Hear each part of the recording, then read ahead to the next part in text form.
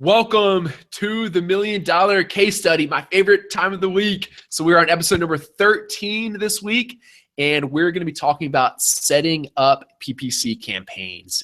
So last week, if you joined us, you'll remember we did a little social media promotion, and Laura McKenna is the winner of this. We'll contact you on Facebook, Laura, but I just wanted to read this. This was very inspiring and really excited me.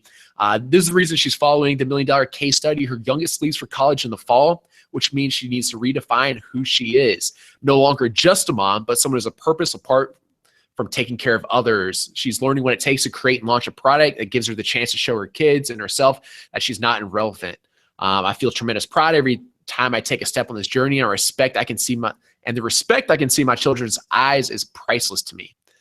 Thanks for letting me look over your shoulder every week. And this gave me chills reading this. This was really exciting, inspiring to me. And Laura, you are the winner of the free t-shirt. And like I said, we'll be contacting you to get your address so we can send that to you. And if you guys want to win, this week on session number 13, we're doing another giveaway. This week, we're doing a free t-shirt.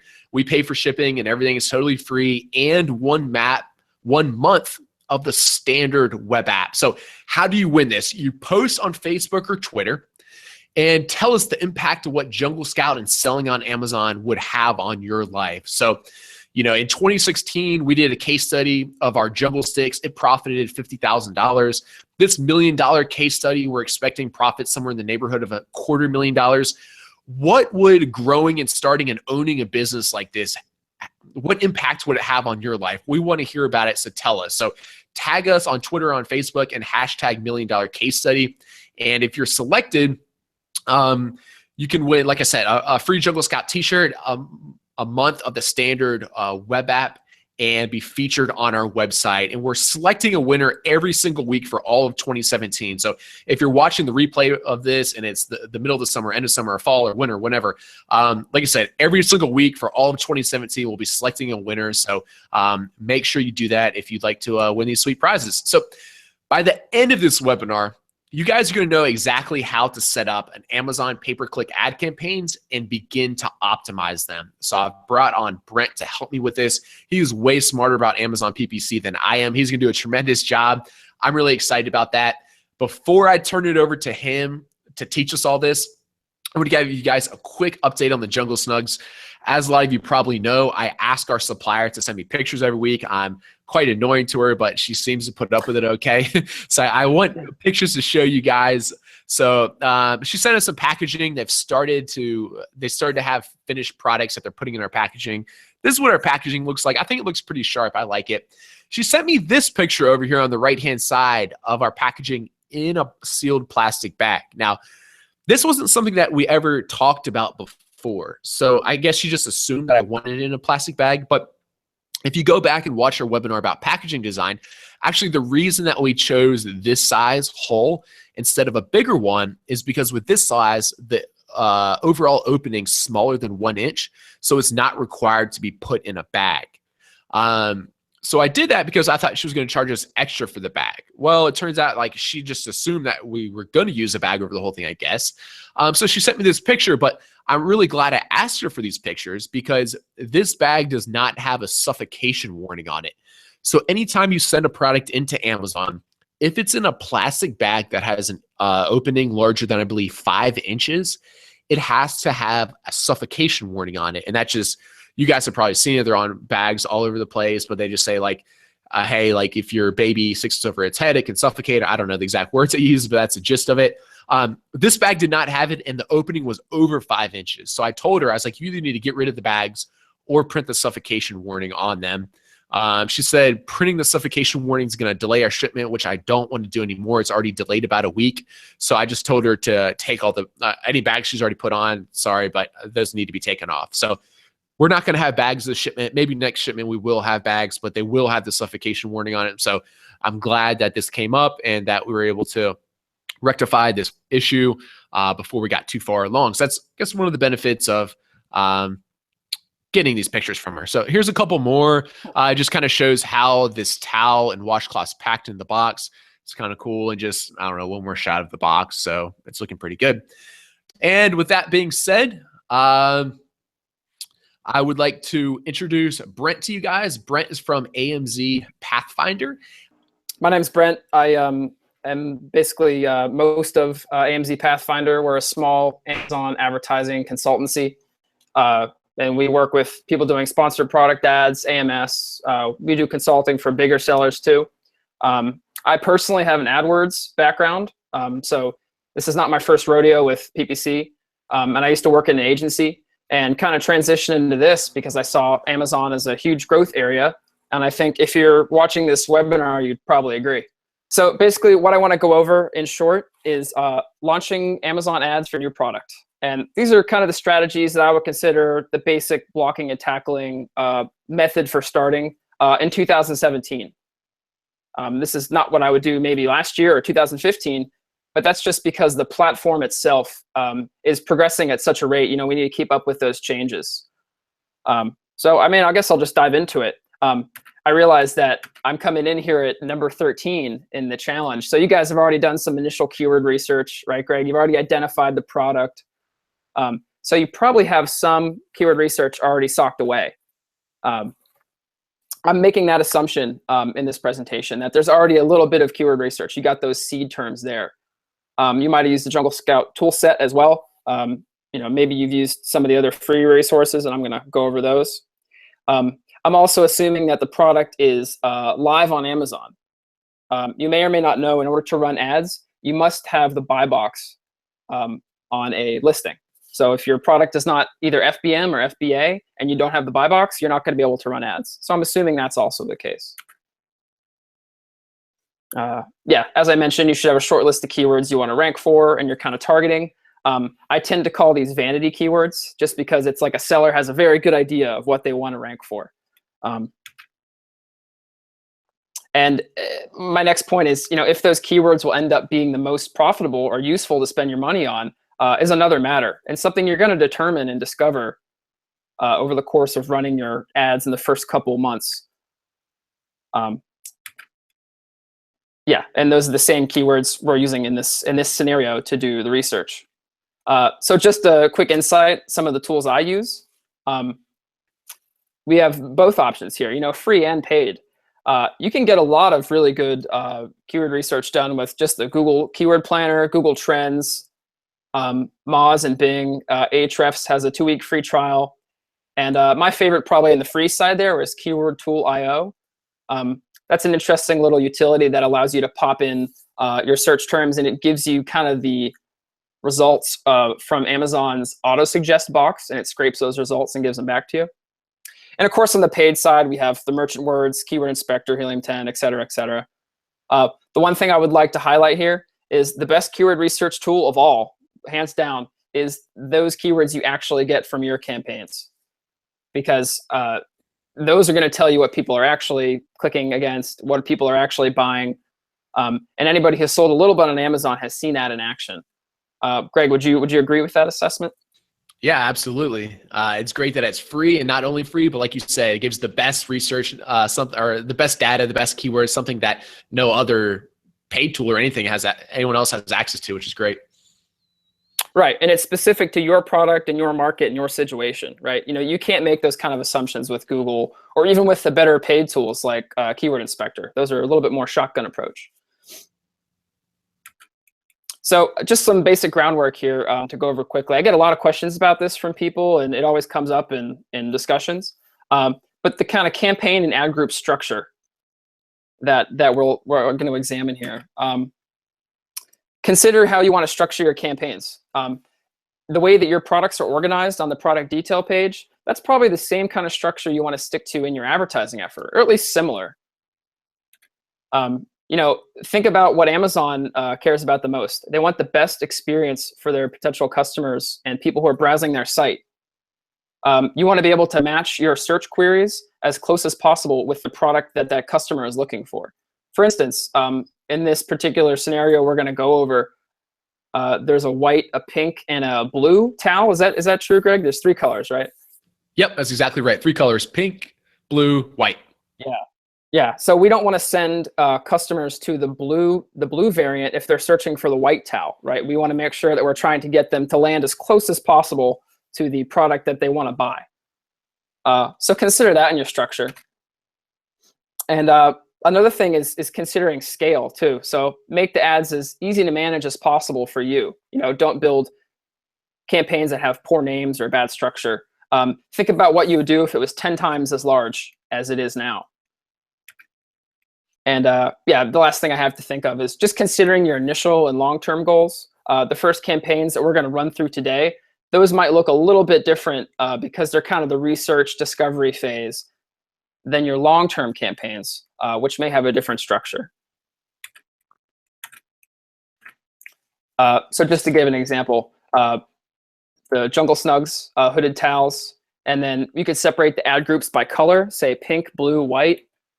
You could separate the ad groups by match type, which is a very common thing I see out there. So that's like broad, phrase, exact.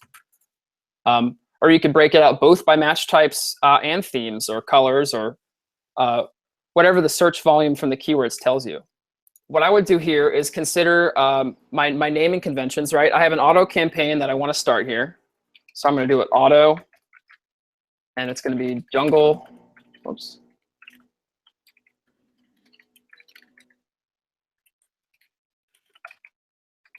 And just to start, I'm going to set it at a basic budget of like $10. I'll put automatic targeting on here. Copy that name. We'll put the same name of the campaign in here and then expand upon the ad group name. But first, let's make sure we're selecting the right thing. This is the white SKU specifically, the white color. And I'm going to leave it right there, and I'm going to switch back over to this. I'll jump in here real quick just to let you guys know. Yeah. We were hoping when we had planned this like a month ago that our listing would be live right now. It's not going to be live for a couple more weeks. So all I did was I just said it was going to be fulfilled by merchant, and I just said I had like 2 in stock or something just so that we could put the listing live for this webinar so he could show you really how it works. But yeah, our listing's not really live yet, just for the record, unfortunately. Right. Well, it's good enough that we can add campaigns against it, which is all I need here. So this is the next component here. Considering the naming for your campaigns. So campaigns and ad groups should have descriptive and searchable names. So you want to be able to log into your advertising manager and search the campaigns that are in there based on the products or the different brands that you're selling, based on the colors that your different products have. This just makes it easier for you, management side, to do your job. You want to be able to see what's in a campaign or an ad group without clicking into it. Come up with a system that kind of suits your management style and stick to it. I'm not going to say that there's any like right or wrong way to do this, but if there's a way that makes sense to you, then go with that. I'll show you guys how I do it. For example, as I did in the example just then, auto baby hooded towels, and then the ad groups, I would say baby hooded towels, pink towel, white towel, and then blue towel. And then at the end there, this is if we were to split it out by colors in this scenario. At the end there, I just have the date. I do it European date format just because it's a little bit easier. But you could do an American date format depending on where you are and what makes the most sense to you. And I just do this so I have some context. Like, when did this ad group start? If you open up a campaign and you have like 3 or 4 ad groups in there, it might grow to 5 or 6 or 7 one day, and you want to know how old they are. So I just give each one of them a name. In this case, I say, okay, this one is baby hooded towels, broad, pink towel, and that means those are broad match keywords using the kind of separation that a lot of people do these days, which is like broad, phrase, and exact. There's one with white colors, so white towels. We're just using the white color terms. So if people are searching for white towel, then we'll put it in there and segment it out. And then maybe later down the line, when you build campaigns that are with like proven converting terms, you can put those in exact match and name your ad group that way. So this is some real nitty-gritty stuff here. Our first task is to create an initial campaign, like an automatic campaign, like the one I just started making. The results from this campaign are going to tell us if Amazon is assessing your product as relevant for the same set of search terms and keywords that you think it should be. Another part of that is making sure that your product is in the right category. So Amazon is going to send the right traffic against it. and making sure that your title and bullet points and everything have keywords that align with the keywords that you've done the research against and that you've targeted, so to speak. Everything has to be in the same kind of relevance. You're also going to discover search terms related to your product that Amazon is going to send to that listing, along with the ASIN of similar competitor products. So in auto campaigns right now, you will see not only search terms that people have arrived at your listing with via those auto campaigns, but you'll also see the ASIN of competitor products where your advertisement has shown. And you guys have probably all seen this if you spent any amount of time on Amazon. If you're on a product listing and you scroll down to where the reviews are, just before that, there's a little carousel area, and that has like a link that says similar products. Next to that, there's one that says sponsored products, right? There's two of those carousels. If you click on one of those and that person's product is there as a result of an automatic campaign, what that actually tells that person in their advertising campaign is, here's the ASIN that this person clicked on to get to your listing. And that allows us to do some research, right? We can take that ASIN right out of our campaign and plug it into Amazon and see what competitor listing we came from. And that opens up a whole new avenue of like, okay, what keywords are they using? How are their sales doing? You can pull out Jungle Scout and see how they're doing, and so on. Last part to remember with creating an automatic campaign, each product in the listing should have its own ad group. So each child variant. So in this case, yet again, we're looking at the blue, pink, and white towels. I'm going to give each one of those its own ad group, because the way that Amazon presents data to us right now in their reports, they don't allow us to break those out by SKU if they're all combined in a single ad group. So they should be on their own ad groups so we can tell which traffic is going to the pink and which traffic is going to the white, and so on. So as we talked about with the naming conventions, I'm just going to keep the auto campaign like this and give it a name. Or sorry, I guess for this one we'll do white because that's the color we do have. 17, 5th month, 17, there we go. And we've already selected that. Okay, great. So now your next question is, well, okay, this is the default bid, and Amazon has auto-populated this for me oh so kindly. They've decided that I should bid 95 cents on a product I have no idea if it sells or not. So I think I'm actually going to take that down a little bit lower. I'm probably going to start this default bid at probably 35 or 45 cents. And this really also depends on your comfort level as the seller. Do you want to go in hard and start bidding higher in an automatic campaign? Or do you want to start off a little bit lower like this and increment it slowly? That's kind of the approach that I've learned to take. So I'll start at 35, but then I'll go up by 10 or 15 cents every other day. Hey, Brent, if you were using this as kind of like part of like your launch strategy where you're really trying to drive like a high amount of initial sales to your listing, what would be like a good initial bid to start with from your experience? Yeah, and then yeah, sure. And it also depends on how many reviews you have, right? So if you have reviews and you have stars actually below your product, even if it's just like 5 reviews, I think it's probably a lot wiser to drive traffic then than it is to drive it to a listing that has no reviews. But I have plenty of clients, and I have seen tons of success with products where you just say, okay, set up an auto campaign. This has no reviews. Put the bid to, if you want to go really aggressive, I would say $1.25 would be like a really aggressive auto bid. I would say a more usual auto bid would probably be like 75, 80 cents. Okay, yeah, cool. So that's probably a good neighborhood to stay within. You'll notice here, of course, the suggested bid is 95 cents. And this suggested bid is actually a little bit newer thing in Amazon, and I find it quite helpful, especially in manual campaigns.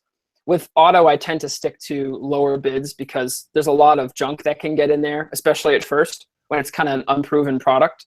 We don't really have any sales history against this, so I don't really necessarily trust Amazon just yet to give it 95 cents. I'm going to start at 35 and then kind of increment from there every couple days.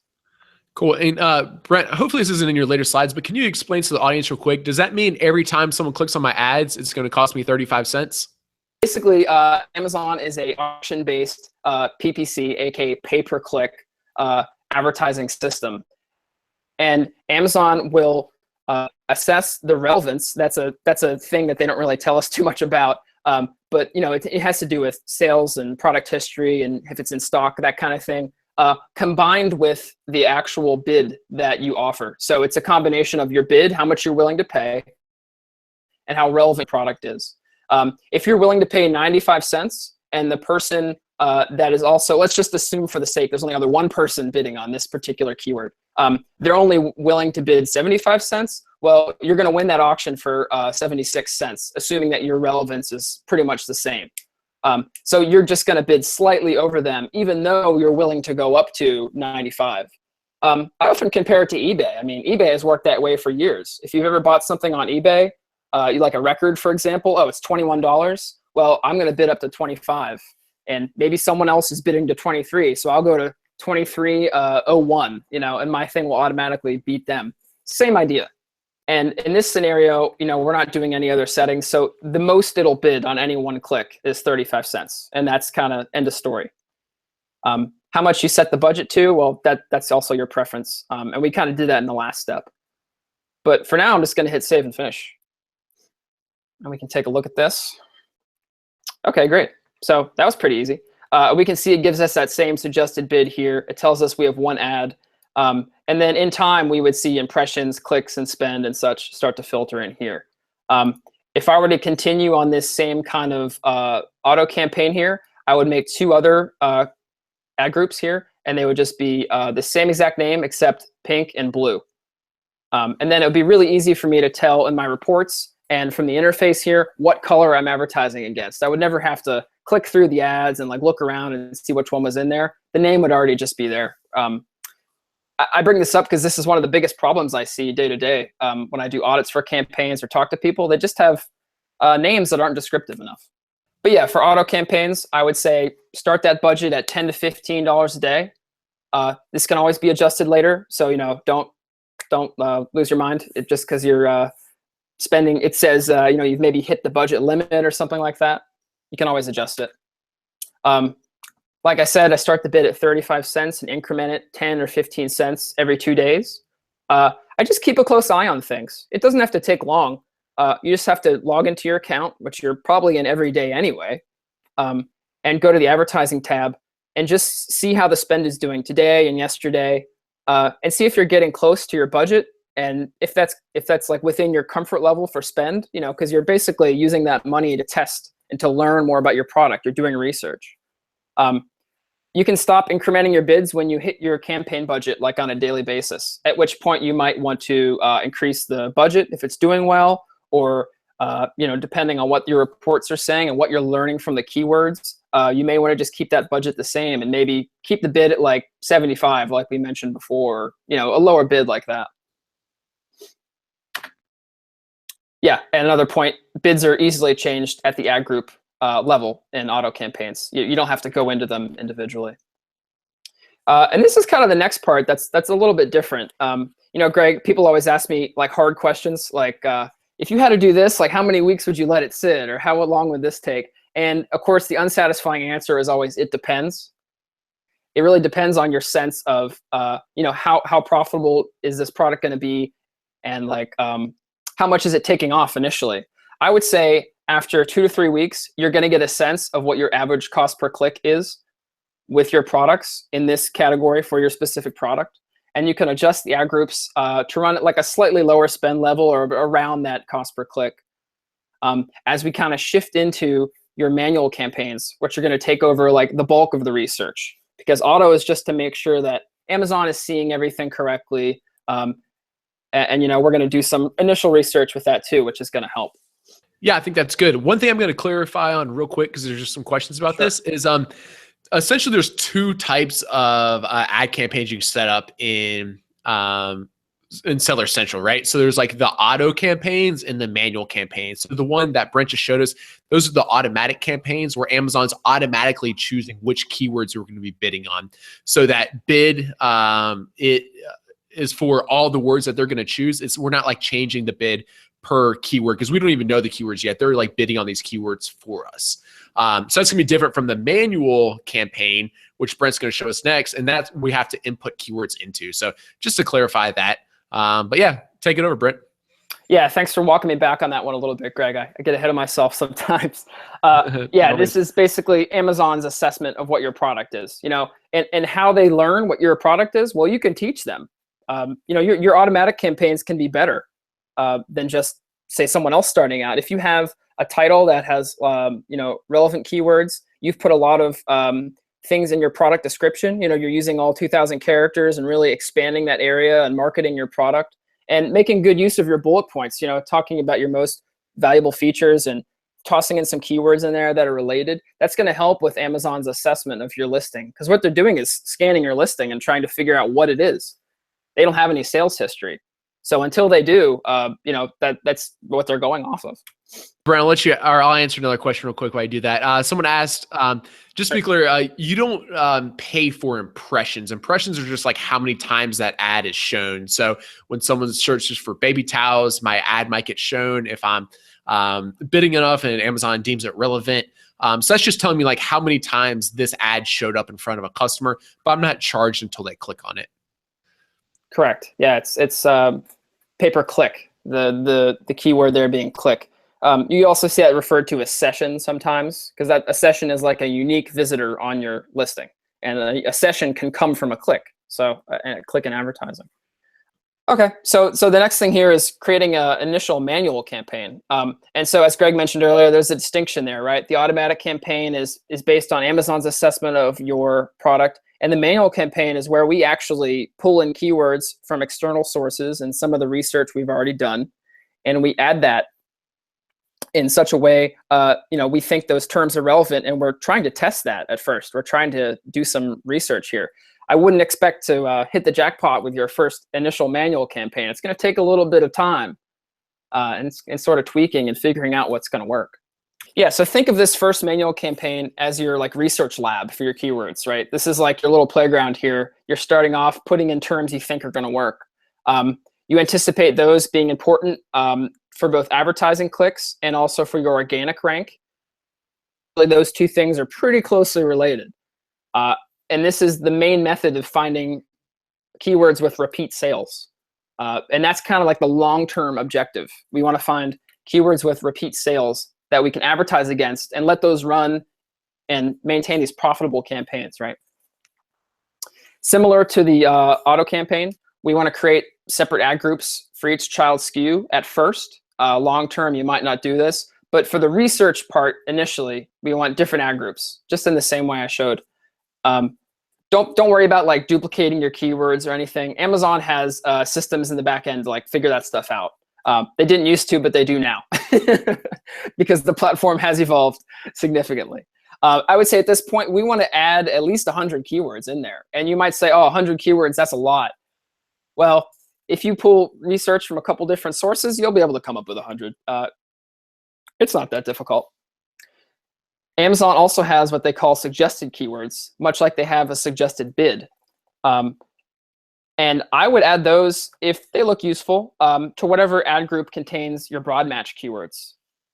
So as Amazon has had little to no time to really crunch your data, these are only going to be somewhat helpful. Okay, so much in the same way. And for this manual campaign, we're going to set the budget a little bit higher. I would do $20, $25 a day. That doesn't necessarily mean you're going to spend $20 or $25 a day, right? That depends on how high your keyword bids are. So let's just go with $20 right now. That's fine. And I can even name this like manual research, just to give us a good idea of like what it's for. I do this yet again just so I can see it visibly in my my ad manager, and when I look at my reports, it's really easy for me to see what the campaign is for. And yeah, start date obviously here. We're going to do manual targeting.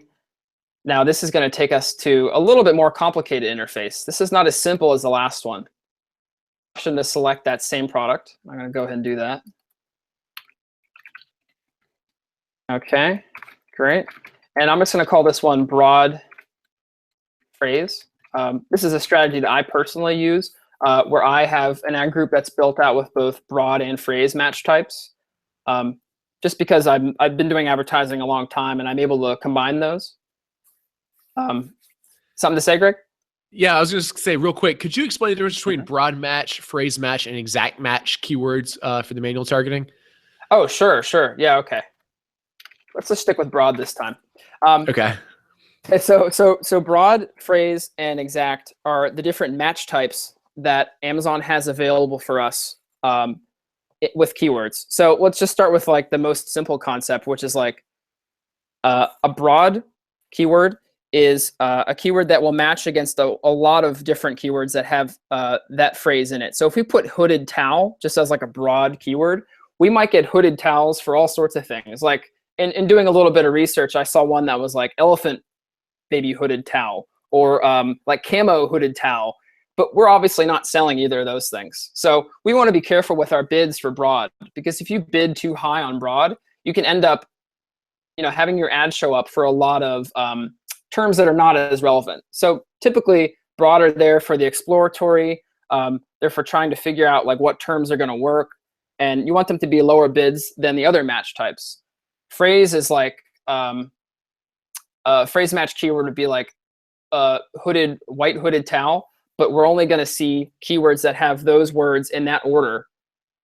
We're only going to see our ad against those keywords. So it's a little bit more restrictive. It wouldn't show up for things like camo hooded towel or elephant hooded towel, as I mentioned before, because camo and elephant are not anywhere in that phrase match keyword. And exact is perhaps the simplest one, because it just means it's going to show up exactly. Like if we put baby hooded towel, it's only going to show up for baby hooded towel. Your ads are only going to trigger for that particular keyword. And those are the ones that probably have or usually have the highest bids, because you can say with certainty, they're going to show up a very narrow range of keywords, and you can pretty much predict what that person is looking for. Usually. So here, Greg, I would say we're going to start with broad and phrase, because we're trying to explore the keyword ecosystem that's out there. Is that a little bit better? Yeah, that's perfect. Thank you for clarifying that. I'll just add on to that, like with like explore, you did a great job. Well, like when we're exploring keywords right now, like we're looking for new keywords that like might convert well, like for this particular product. So just think like if we use just the word like towels with broad, that would mean that like people searching for like kitchen towels, it would show up. Searching for like, I don't know, car wash towels, all these things like with broad match, it would show up. So it'd be like a lot of like irrelevant results for that particular word. And we might get like clicks, for like people that are like unlikely to buy it.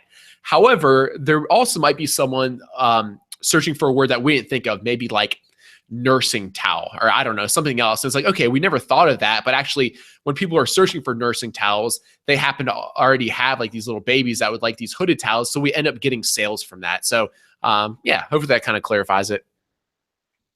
All right, that's actually an excellent point, Greg, that I failed to mention. You'll sometimes find similar audiences using keywords that are a little bit more wide, because like maybe we even could advertise against like a bottle or something. This is like a baby market. It's all related. The chance of our ad showing up for that's a little bit less, because we're not selling a bottle. Obviously, we're selling a towel. But someone who sees that might still click on your product and still buy it. It's just we can't be as certain about that. So I wouldn't bid as much on that term, and I wouldn't try for it aggressively. We're going to try to go for the most relevant things first, and then kind of go out from there. So yeah, okay, good bringing me back there. Thanks. So for this particular one, I'm just going to stick with broad, just broad match keywords. That's fine. This is kind of like I said earlier, there's a common way of doing things out there where you put in broad, phrase, and exact ad groups. And I agree with that. I think that's a really nice way to manage the campaigns, because it allows you to segment them and allows you to change those bids on an individual ad group basis. So yeah, we'll stick with that. And I've selected our jungle snugs here. Got the cute baby in the picture. And for our default bid, let's flip back over to this real quick. Yeah, so I would say start the budget $20, $25 a day. Like I said, it's not going to actually spend that much until you bid a lot. Start the bids in the manual ad groups, I would say, at a higher dollar amount than those in the auto. We want the manual to be the first ones that get the impressions and the clicks, right? The auto is kind of there, especially after the first 2 or 3 weeks, to pick up like the other stuff we didn't expect, and to help us discover new keywords. I do recommend to keep running the auto. I think that's important, but it shouldn't be a higher bid than the manual. The manual should be the star of the show for the most part. And for default bids, I would say we're going to start at least at 85 cents, all the way up to $1.50. And this really depends on the marketplace. I mean, I don't really have a good sense of how competitive these towels are. I was not in the first part with the research, but the Amazon bid suggestions may come in handy here as well. I would say at least 85 cents on your ad groups in the manual campaigns. If you're following that kind of 3 match types, so the broad, phrase, and exact we discussed, you'll want to stagger those bids so the ones that have more restrictive match types have higher bids. Chances are you want to spend more on the terms that are more relevant and are more restrictive. So if someone searches white baby hooded towel, well, you bet we want to show up for that, right? We want to be exact match. We want to have a high bid on that because that is directly relevant to what we're selling.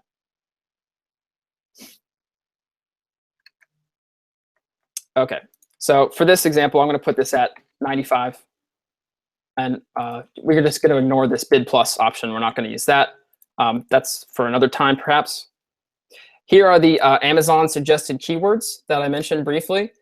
And since I think that Greg and the team have done a pretty good job on this listing, it looks like you have some pretty good selections here. What would you say, Greg? We got bamboo baby hooded towels. Does it have bamboo in it? Yeah, the fabric's actually made from a bamboo plant, so that's relevant. Oh, that's perfect. Okay, boom, there we go. Select. We're going to add that in there. Baby hooded towel, yep. Hooded baby towels, white, yep. Wow, this is actually doing quite well. White hooded baby towels, okay. Bamboo hooded towel.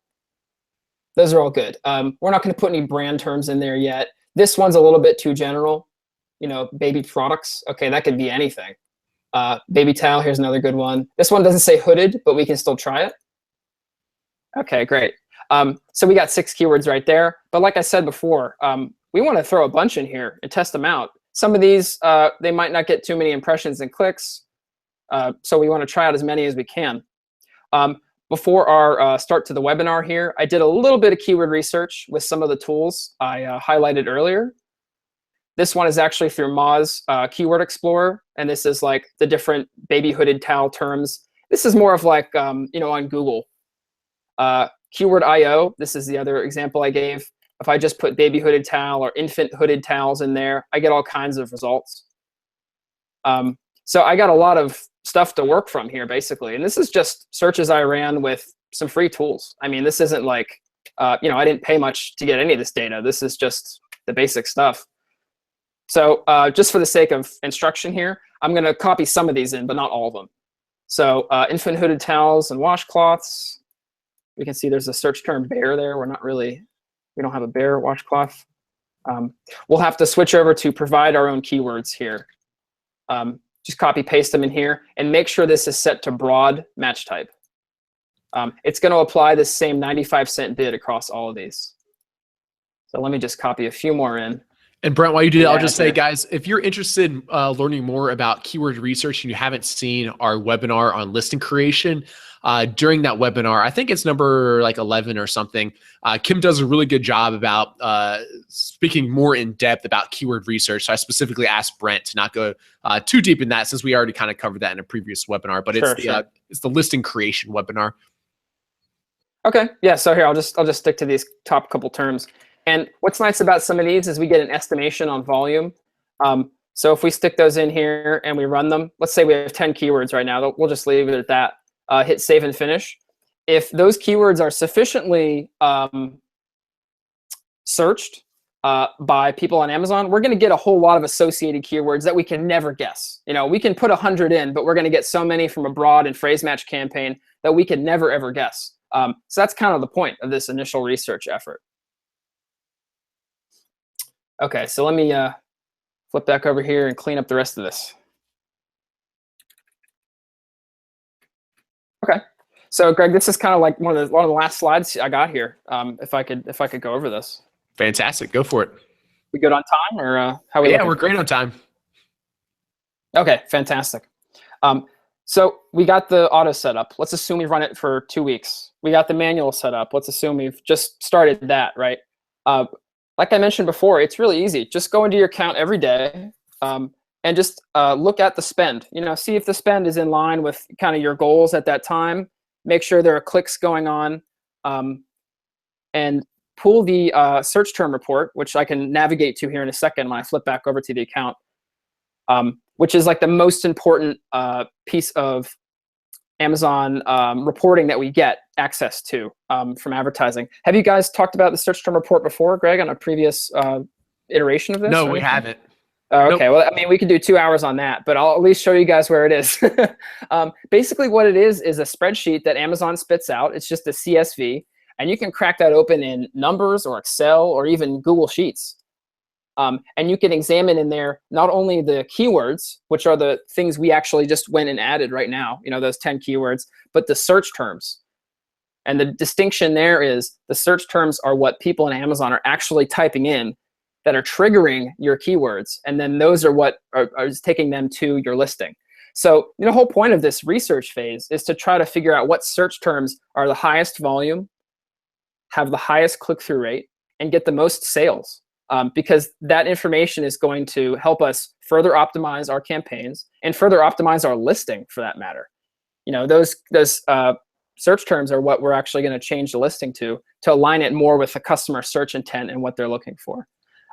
So yet again, I would just say check the spend every day for the first 3 or 4 weeks and download that search terms report twice a week. It takes you maybe 30 minutes to look through it. So it's well worth the investment. You want to be checking the impressions, the clicks, and your sales, most importantly. If you notice that one of your keywords in a manual campaign is spending too much money, well, go ahead and just bid it down. If you have it at 125 and it's a broad match keyword, it's spending $20 a day, it's spending your whole budget, put that down to like 75 or something. In the columns next to the keywords, it should give you an average cost per click. And Amazon actually has that defined. If you hover over it with your mouse, it'll tell you what that data is. Another concept I guess I'll touch on here is doing what's called negative keywording. So whereas we just added keywords, I guess we could think of those as positive keywords because we're trying to show up for them. We may find some keywords that are triggering our advertising. People are clicking on it, spending our money, but they're not relevant. Like we mentioned earlier, Greg said something about kitchen towels. If we had put just towels in or white towels, yeah, if people were searching for kitchen towels and they were clicking on our ad, we would want to add kitchen towels as what's called an exact match negative keyword. And we can add those in the same way we just added the so-called normal keywords. And you can just say like kitchen towels. We don't want that to show up for any of our ads at all. The last piece here, Amazon's ad platform has a data lag. So if you see a keyword that you think is relevant, spend $10 in a day, and there's no sales, don't panic. Just wait a few days. Chances are there will be some sales, especially if the click-through rate is high. So don't go in and pause it. Don't downbid it too much. You got to throw some money at this to do some research at first. You're gonna make a few errors here and there with spend. That's just kind of natural. That's the way it works, especially if the product is kind of untested. So anticipate spending some money and don't panic. I like to give it kind of the analogy that I've heard once from someone who is like a craftsman with like wood. They say measure twice and cut once. So consider carefully the changes that you're going to make before you go and make drastic changes to your bids. And make sure you have enough data to back those decisions and you're making informed decisions. It's nice sometimes with Amazon to say, hey, I'm going to sell this product because I think my gut's telling me that it's really hot right now and it's really trendy. Well, what do you do after that? You go to Jungle Scout and you look at the actual sales, right? And you look at the associated products in the market and the competitors. You trust the data. And this is kind of the same idea, right? We want to measure twice and cut once. And so I'll just give a quick demo here. Let's assume that we have a keyword inside of this new campaign we just spun up. and this keyword is like draining a lot of spend. Like let's say that against this, we found that someone's looking for like a bamboo cutting board or something, and it somehow comes up because it's bamboo. Inside of this ad group, yet again, we've clicked through all the way to the ad group itself. We can go in here to negative keywords and just add this.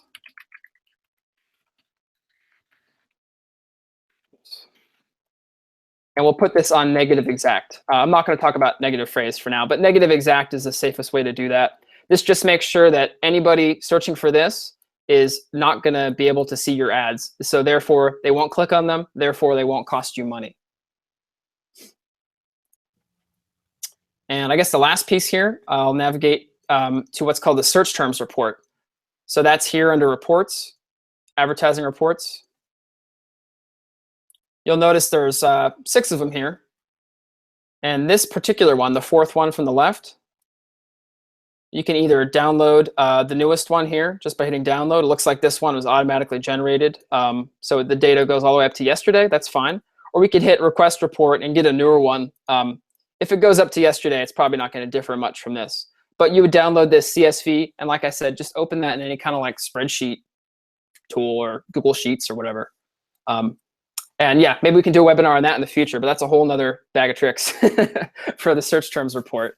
Yeah, so that's about all from me. I'm happy to take some questions and stuff too. So yeah, Brent, thank you so much for that. I'm just going to emphasize one thing that Brent already talked about a couple of times. It's like one of the really cool things about the automatic campaigns and broad match campaigns is we get to see like what our customers are actually searching for and then going on to buy this product. So I've been calling this thing a hooded baby towel, but like I'm not a parent. I don't have any kids. I don't even really know much about babies. Like this might not be a term that like actual moms are using when they're searching and trying to buy these towels, you know? So that's one of the really powerful things. If we weren't going to use PPC for anything else, like that alone is very valuable. So like be okay with like spending some money on that upfront, like learning what kind of terms are working well for your product. Later on, we can use that to adjust our listing. So that's like very valuable and high quality information for us. Brent, one person asked, in the search term reports or ad campaign reports, there's a little star or asterisk in the keyword column. What does that mean? Yeah. So that is basically, you'll see that in our column C or D, I think, and that's like the keywords column. But when you have an automatic campaign, it's going to show an asterisk there. It's not going to show a keyword because it's automatic. The keyword that Amazon is using or whatever criteria they're using to determine what search term, remember, because that's what the customers are actually typing in the search terms, what search term your product shows up against, Amazon's not going to share that information with you. They're just going to show the search term. They're not going to show the keyword because the keyword is part of their decision making on the auto campaign. So that's the case for all of the search terms. I could go to one of my clients right now that sells, $250,000. I could pull a search term report. It would be the same thing. It would say the same asterisk. Yeah, and you're only going to see ASINs inside of automatic campaigns. Although I did hear some rumblings recently that Amazon is thinking about rolling it out for manual campaigns too. But right now, if you see an ASIN, it'll probably be next to an asterisk. Yeah, that's what that is. It's an automatic campaign. Cool. Thanks for telling us about that. Lisa asks, I don't understand how you could drop your bid from like $1.25 and still show up for an ad, or still like when your ad like no longer show. So maybe you can touch on maybe kind of like how multiple products can show up for a keyword, even if you're not the highest. And yeah, do you want to kind of just touch on that real quick? Yeah, sure. I hope I'm understanding the question correctly, but is she asking like, how can you bid $1.25 and then drop it down to like 75 later on and still show up? Is that her concern, or is it more like? Yeah, I think more or less. Okay. So yeah, so a couple of things. I mean, there are multiple ad positions on Amazon for sponsored products, and that's what we're talking about here at Seller Central is a sponsored products platform. There's 2 or 3 at the top. There's 5 or 6 on the right. There's some in the middle of pages. I mean, there's a lot of places it can show up, not just the top. And let's say that you're in a not so competitive market. If you are bidding $1.25 on, say, a broad or phrase keyword, there's a chance that you might be overbidding for that. You might be getting a lot of junk caught up in that when you're spending that much for that particular keyword. You might want to lower that bid in order to break even or make that keyword profitable. So you might be getting sales, but your what's called ACoS, your advertising cost of sale, might be too high of a percentage. So you might lower that bid. You'll get less clicks. It's true. You'll get less clicks and less impressions, but that's actually going to be intentional because you don't want to lose money. You want to break even or make money on that keyword. It might be possible to run, a somewhat relevant keyword in broader phrase match at a lower bid. But if you run that at a high bid, you're going to lose money. So it's really a calculation of, how much you want to spend versus how much you want to make. But yeah, she's right in that it will get less impressions and clicks. It's just that's intentional. Cool. All right, thanks. Yeah. It looks like we actually don't have that many questions, so you must have done a great job explaining this stuff, Brent. I'm also just going to say to the audience that I specifically asked Brent to do this as like an intro to PPC, to like teach you guys how to set up your first listings, kind of talk about, like just getting started on Amazon. This is like for our first product. So that was the goal of this webinar. I'm sure you've walked away with kind of that. There are more advanced strategies that we're going to cover at a later date, as well as kind of talk about just like optimizing these campaigns and maybe like more advanced strategies, like I said, at a later date. It was too much to cram all that into like 1 hour session about setting up for your first product and optimizing it. So we're kind of breaking this up a little bit. But these are the exact strategies that I use as well to get started with a PPC campaign when I have a new product. So we're going to do the same thing for Juggle Snugs. We're going to set up an automatic campaign. I'll probably start by being a little bit aggressive with my bids to help me get those initial sales so that I start ranking well for my keywords organically. So I'll probably start my automatic campaign at $1 or $1.25 for the automatic bid. Then we're also going to go back, import a lot of those keywords that we found during our keyword research into the manual campaign.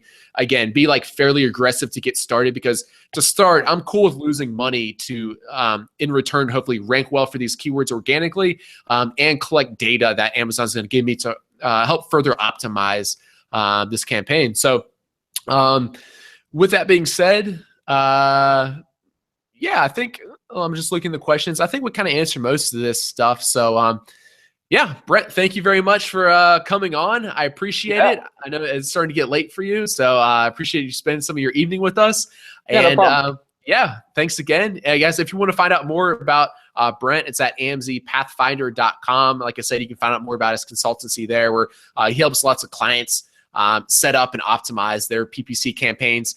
If you haven't already done so, guys, subscribe to our YouTube channel. That's what keeps us motivated and excites us, the metrics that go along with this case study to keep doing them. So make sure you subscribe to our YouTube channel, and we will see you next week on Wednesday for another Lunch and Learn at this same time. So Brent, thanks again. Take care. Thanks for having me on, Greg. Much appreciated. I really enjoyed the questions too. It's cool to hear from everybody. Thank you. All right, take care. Bye. All right. Bye.